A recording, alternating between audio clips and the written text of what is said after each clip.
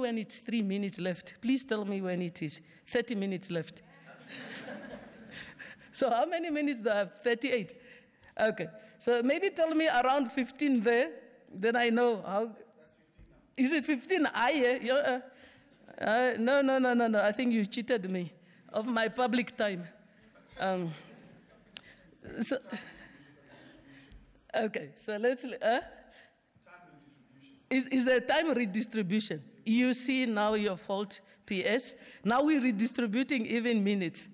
Okay, so let's go to the next point. Sorry to look at this one. So, and then unavailability of complementary resources. Let us look at the case of the farmer.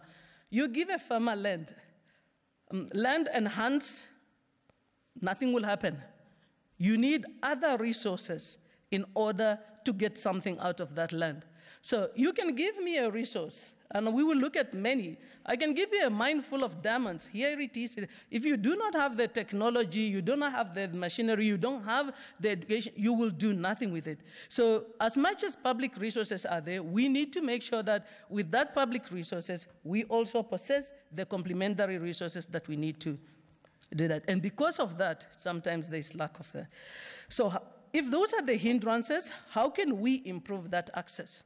Number one, and I'm putting more light and more light on that. If we want to deal with inequality and everything, I think education is the key. If we talk about transformation, if we talk about empowerment, if we talk about anything else, I believe the key is education. And that's why, again, you can see, the more you will have people in town and people in rural areas. But because they in town are more informed, the poverty levels are a little bit lower than the rural area where there is less information. So training and development, internship focus, skills building. I think as a country, if we really need to talk about eradicating poverty, dealing with inequalities, then education is the key. Then, of course, sectoral initiatives. We need to play in our own lanes.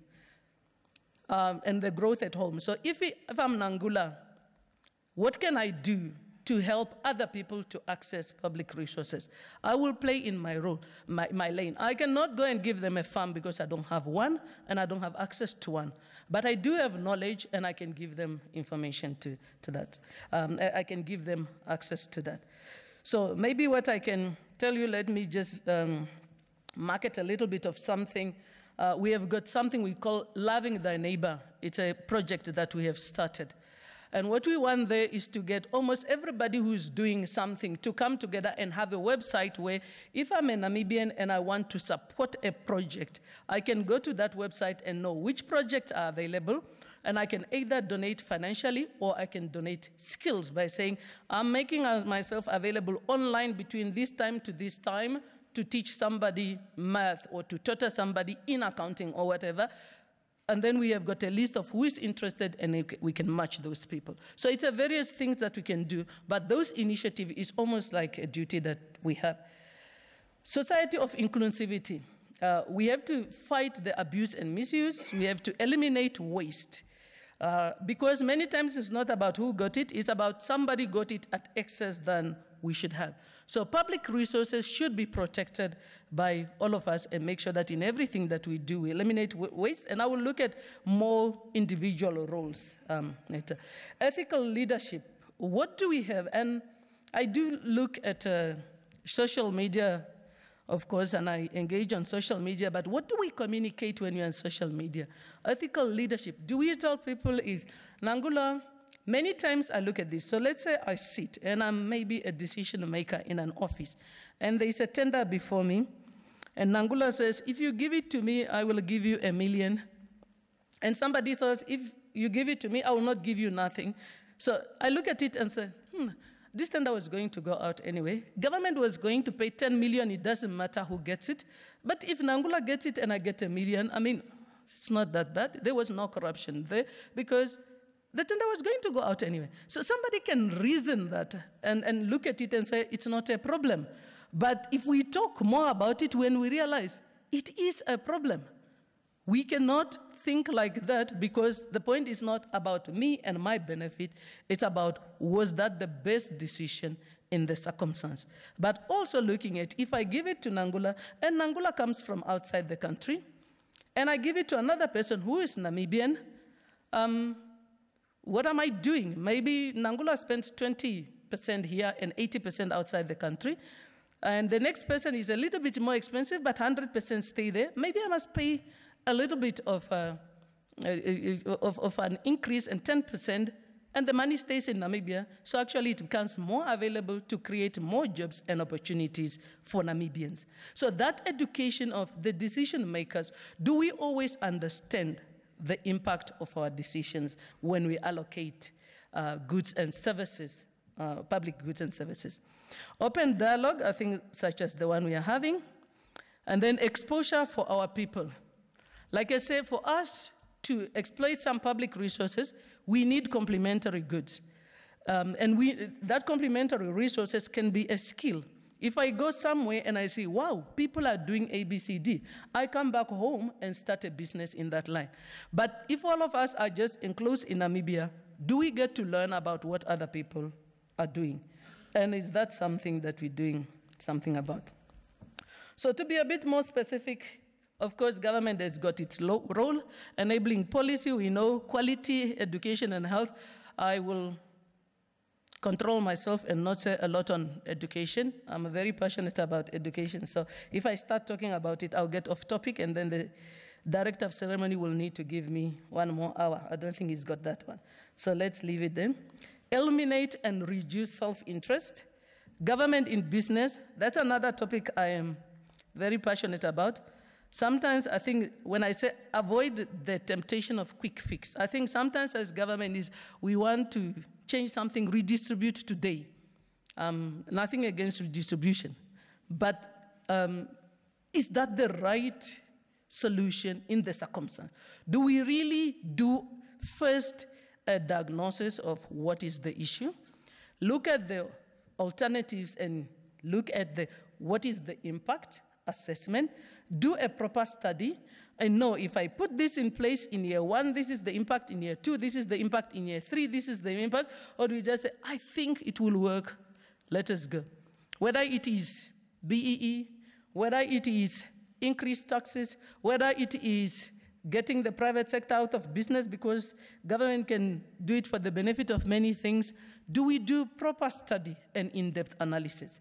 Now, again, it's points I'm raising. I cannot go through all the points now, but I just think that sometimes we try to do the quick fix without doing a proper study and diagnosis and making sure that the solution that we bring to the table is a solution that serves the best interests of everybody. The role of the private sector. I think sometimes where government gets disappointed with us as the private sector is because we are very good at looking for loopholes. So if government says, I need everybody from all regions in whatever to get a fish quota, trust the private sector to look for everybody from all the regions without giving the people the benefits. And that causes mistrust. So if we can just say, can we not stop playing games with each other and look at the real solution? As a private sector, do the honest thing and not say, okay, where is the loophole? So now it's almost like a moving target. Government puts this policy, you look for the loophole, then government closes this loophole, but then it creates another loophole and it causes another problem. And it's like, while we are playing games, other people are in poverty. So if we can just have a focus on that.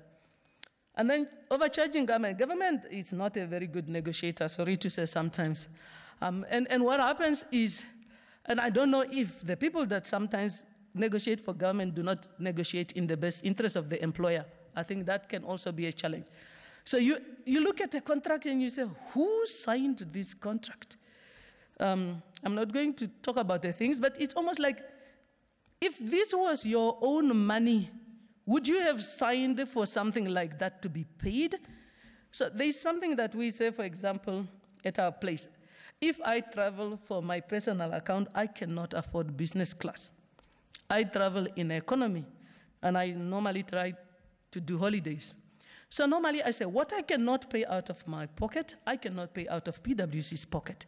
So if I don't travel business class, when I travel for my holiday to South Africa, I am not going to travel business class at the expense of PwC when I go to South Africa.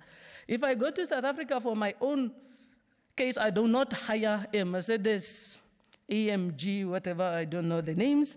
I will not hire it for PwC. So I consider what I would have paid if it was my money. But I think sometimes when we negotiate on behalf of government, who is actually a custodian of public resources, we are not very good negotiators, or we don't look at the best interests of who we negotiate with. So what happens? The private sector person, what they would charge another private sector sometimes is less than what they charge government, because they see an opportunity and they grab it. So it's almost a two-way item. Deliver more for less. Use point of contact as an opportunity to make a difference. Adjust KPIs to reflect real focus on the triple bottom line. And then adopt a project. I've got two of my clients that are there. One is Standard Bank, another one is Bank Windhoek. They've got very great projects, which I think helps a lot to some form of redistribution. And they don't do this redistribution by forcing somebody to do something. You actually build somebody a house willingly, or you help with somebody's health willingly. And I think those are worthy projects, which I think all of us as businesses, we can say, what will be my own project that I adopt in order to make a difference? So the man in the street also has a role to play. Sometimes we have got too much of entitlement mentality. I am entitled to land, and then they give to you, then what do you do with it? Nothing. And then there was something that was said by, I think, Minister Shangala. He said something about fishing. I was not there, but when I read it, I thought he might have been quoted out of context. So it's almost like he said, not everybody can have quotas and it's an attack. But the point is, it is true. All 2.1 million of us cannot have fishing quotas. But so we cannot all sit and say, oh, we're waiting for fishing quotas to be reached. Some of us will, some of us not. Who gets it is another issue and so on. But we cannot all sit. But when you meet every Namibian, they don't have a job, but they're talking in millions. No, really. It's like, yeah, you know, just want to get a club and then whatever, and then join Manchester and make $1 million. That person doesn't have a job. Start small. Look at what you're doing, and then you can now talk about millions. So start talking in hundreds, then in 10,000s, and then in thousands, and then move slowly to the millions. But don't start talking in millions. So I have met people who, no, I'm not working because I resigned because they were only paying me whatever. Okay, that is good. But now you're not getting something and you want another job. I'm a Christian, they say in the Bible, be faithful with little. If you cannot be trusted with little, you cannot be trusted with much either. So if we are always looking for much, I promise you, if you cannot be trusted